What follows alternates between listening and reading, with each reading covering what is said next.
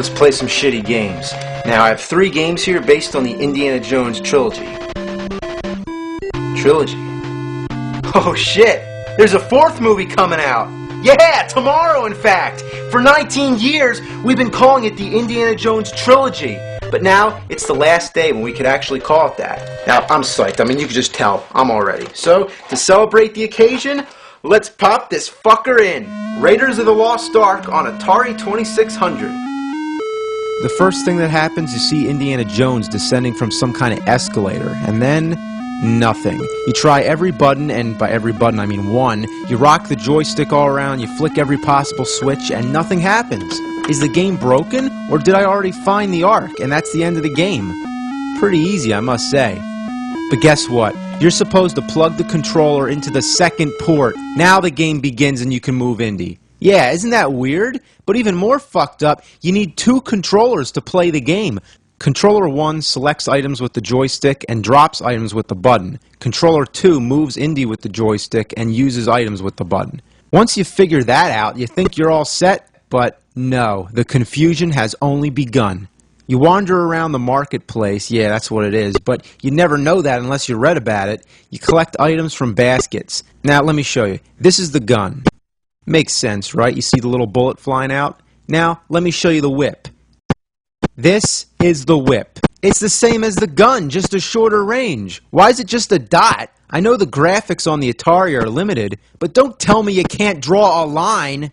So after leaving this innocent marketplace, you end up falling, and then there's some tall, crazy guy in black chasing you around. Who is he? What is he? Is he from the movie? Could it be him?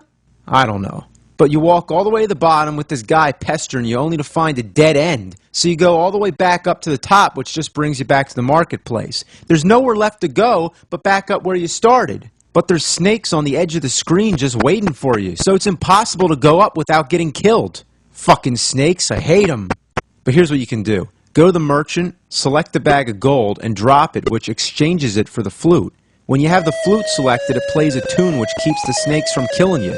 That's a lot of faith to put in the gamer for you to know that this is a merchant, that's a bag of gold, that's a flute, and you use it to keep snakes away. But anyway, you'll find that you can't go anywhere beyond these 3 screens. You'll explore every last corner and exhaust every possibility of where you're supposed to go. But guess what? See this thing? That's a grenade. You put the grenade next to the right-hand wall, you leave the screen, then you come back, and there's a nice big hole in the wall. Okay, first of all, you'd have to know how to use the grenade. You can't drop it like we did with the bag of gold. You got to use the right controller. Otherwise, the bomb just goes away and nothing happens. So dropping it isn't the same as activating it. But besides, how would you know to bomb a hole in the wall? Even in a Zelda game, there's usually some sort of clue. But here, there's nothing. So, you go through the caves, you collect all kinds of weird items, you can't even tell what they are. You end up in some sort of trap. You have to whip your way through the walls, which is easier said than done. And then you come out, and then you find that you can't touch the walls in this room. If even a single pixel of your body comes in contact with any of these walls, it sends you back in the trap. But still, where do you go? You're supposed to touch this one spot on the wall which leads you to the next room. Well, after knowing that you can't touch anything else in the room, why the fuck would you even consider trying to go through the wall? Is there ever such a thing as a door? Also, in order to access certain parts of the game, it depends on how you move to the next screen. Here we've already seen that when you go down like normal, you fall and end up in this weird place they call the Valley of Poison. But if you gently, carefully just ease your way down, it takes you to a whole different screen. Then there's a weird treasure room where you have to keep swapping items. You leave the room, you come back into the room, you drop this, pick up that, swap this, exchange that, till finally you get all the items you need. Of course, each item is just trial and error to figure out what they do and where in the game you use them. Like the hourglass or the ankh. You use them to summon a little dot that bounces around. It's supposed to be a grappling hook. You hit the right controller button and time it when the dot goes over an island. Then you'll appear on that island. You'd expect Indiana Jones to use a whip to swing across, but not an hourglass that turns into a grappling hook. By this point, I also really have to say, using 2 controllers is a pain in the ass, unless you're Goro. I'd recommend 2 sets of hands or 2 players. Then you get to this part where you need to stand in a certain place for this map to appear. Ooh, like in the movie. You need to select the key to enter. You need the clock to tell you when the sun is rising. You need the medallion so the sun can shine at the right time and mark the spot on the map where you have to find a shovel to dig for the ark.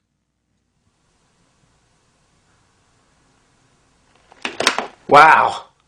How complicated can it be for an Atari game? Let alone that this is one of the few Atari games that you can actually beat, whereas most of them are just about trying to get a high score.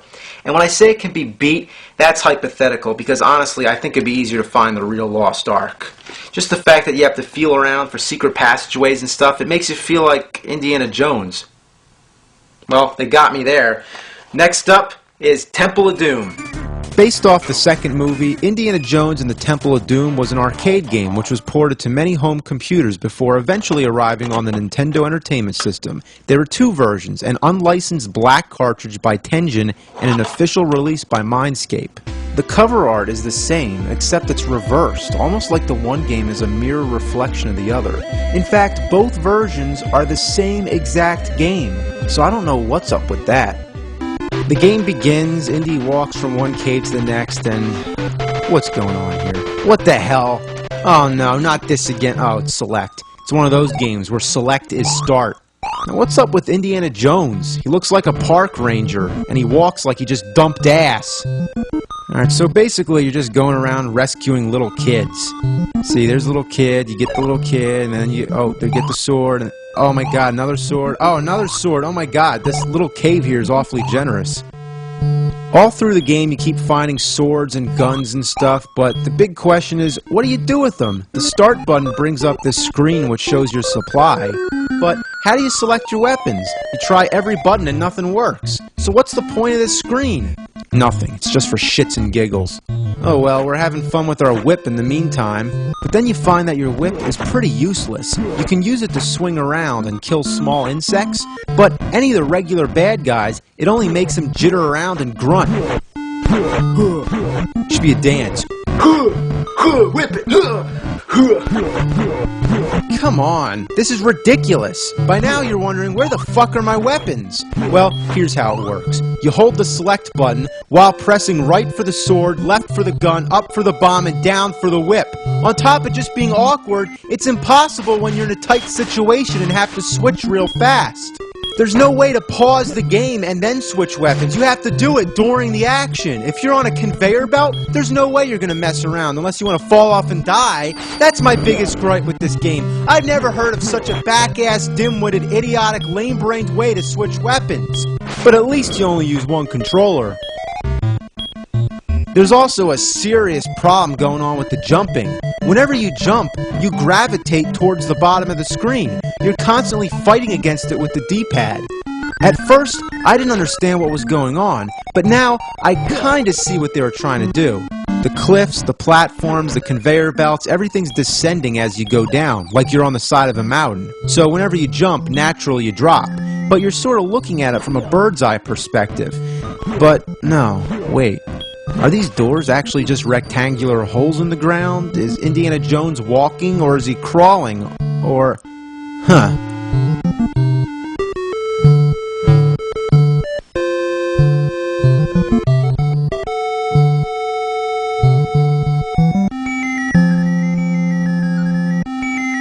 I don't know. I don't have a fucking clue. It's like they couldn't decide if they were making a 3D or a 2D platformer. So what you get is like a hybrid.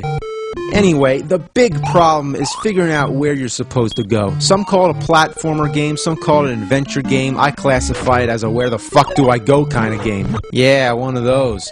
It's dreadful. All you do is jump around. You go indoors and you jump around some more. You jump around, you jump around. The stages don't really progress much. Everything looks the same. It almost seems like I'm doing laps. But wait. Yeah, how did I get here again? You want to know why? Because the damn stages cycle over and over again. Let me draw it out. It's like, okay, here's the stage, you know, all the cliffs, the doors, lava pits, all that bullshit. Anyway, for example, if you go all the way down here, you don't hit a wall or any kind of boundary, you just come out up here, but without any indication that you've done so. What kind of bullshit is that? Everything looks the same anyway, so it only makes an already confusing game even more confusing. Who would want to play this? I'd rather drink buffalo shiz. It's a combination of shit and jizz. Yeah, that's foul. I apologize. You know, there's a major paradox going on here. If you keep jumping down, you're basically coming out the top again. Yeah, you follow? It's kind of like a never-ending staircase. Even Einstein would be baffled by how this game breaks the laws of physics. Just the fact that this game was made the way it is, it's a shit stain on the fabric of nature. Another thing I hate is whenever you get hit, usually by a stupid bat or something, you end up going ape shit like Indy's having a seizure or something. It stuns you for a few seconds, but if it happens on a conveyor belt, you're fucked. You're going over the edge. How did I die? Look at this. I jump down, I land on the conveyor belt, and I'm dead. You mean from sticking my toe in the very, very, very edge of this lava pit? Fuck! Try again.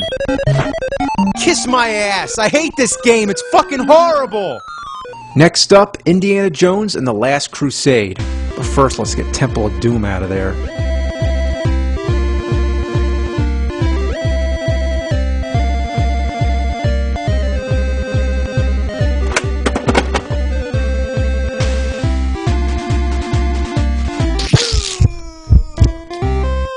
The Last Crusade is another one of those games where you have to press the select button to start. Why is that? There are some good things to say about this game. It makes a legitimate attempt to follow the storyline from the movie, and it plays more like a traditional side-scroller. Most of the time, at least. There is an overhead stage where you're on the motorcycle, which is cool to have some variety, but then there's a puzzle. I don't want to do a fucking puzzle. I'm not even good at these things. What's it supposed to be anyway? I wouldn't be surprised if it was just a giant middle finger saying, fuck you. The side-scrolling stages are okay, but redundant. You just mash buttons. Sometimes you get hit, sometimes they get hit. Pure random. The castle stage is a fucking maze. Unless you draw a map, you'll never know which direction to go, or where you've already been. This game can be annoying, but it is playable. I never intended to review it anyway, because it's not the same version of Last Crusade that I remember. Yes, that's right. Once again, there's two versions. The one we just played was by Taito, the other one's by Ubisoft. This time, both of them are licensed, and the cover art is almost identical. The differences are very slight. It's almost like playing one of those picture games where you guess what's different. So because they look basically the same, you would imagine that they're the same game, just like with Temple of Doom. But no, this time they're both completely different. Why make two games off the same movie on the same console? To make it better, right? Well, let's see how much better it is. While the animation is pretty decent on Indy, why is there this choppy outline around his body? And where's the color? Everything's in monochrome. It's like something you'd see on Game Boy. Indy's in like a sepia tone while the backgrounds range from yellow to green. What happened? Even the Game Gear version had more color, and that was a handheld console. So when the game begins, you immediately take damage from everything in sight. Even when you fall off the rope, some mysterious force hits you on your way down. Then you get shot at while you're wondering, where's my whip?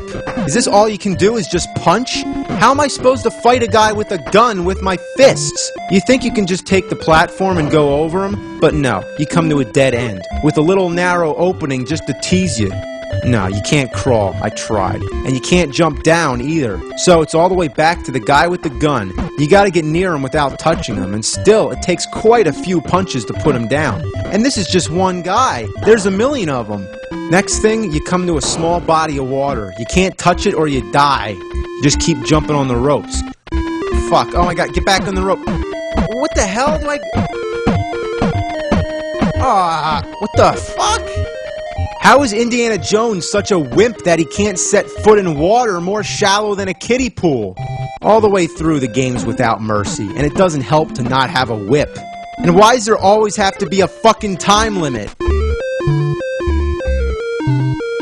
Once you get to the first level boss, any sane person would shut the game off. Just look, I have to fight a guy with a long-range weapon with my bare fists.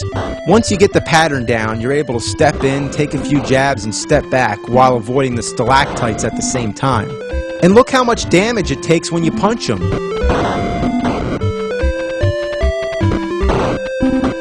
is it, a fucking joke? Dumbasses made this game. You should have sent it to the Marx Brothers. Halfway through the second level, you finally get this weird item. In the back of your mind, you think, what is that, a whip or something? No. By this point, you don't even expect the whip to be in the game. But yeah, this is the whip. You just have to select it, that's all.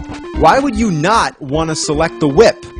So now you're in complete shock, thinking to yourself, oh, I get it now. Like in the movie, he doesn't get the whip till he's on the train. But whoa. Let's talk about the story. As the game begins, it just says exploring the caves. That's it. It doesn't tell you why you're exploring the caves. But before you can complete each level, you need to find certain items. Here, it's a cross. So, okay, is this supposed to be the opening scene of the movie, where he's young Boy Scout Indy? Then why does he have the jacket and hat? In the third level, he's in the catacombs looking for stone tablets, and in the fourth level, he's in the castle looking for the pages of his father's diary. So the whole game is loosely based around scenes from the movie, but the whole time it's the same adult Indy. So here's the bottom line. Either follow the movie or just give me the goddamn whip. This is great, right? You remember when Indy fought an archer on the train? Come on. You gotta be kidding me. Oh man. Just die. Oh, God. Oh, my God.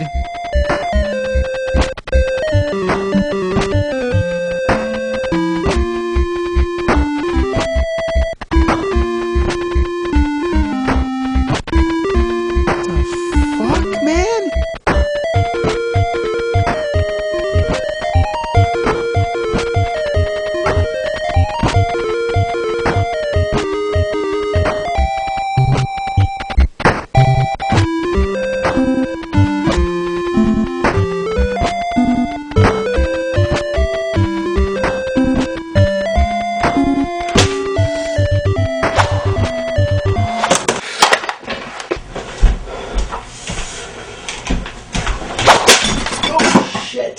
You think Indiana Jones would have been a great concept for a side-scroller game, but they just kept fucking it up. How'd they do this? It's ass!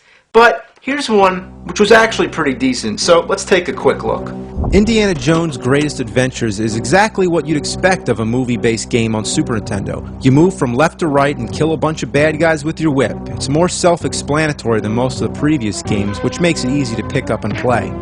And thank God it has a password system with only 4 characters, making it easy to continue where you left off. Best of all, the stages all follow scenes from the movies. That's right, from Raiders to Crusade. One thing I find funny is that the final boss of the game is the skeleton. You know, when Donovan drinks the wrong grail.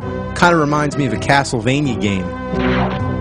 Overall, LucasArts gave the same care and attention to the franchise as they did with their Star Wars trilogy. Except here, they're all rolled into one game. Same as me, combining 3 reviews into one. But hey, now I'm pushing 4, so let's end this thing.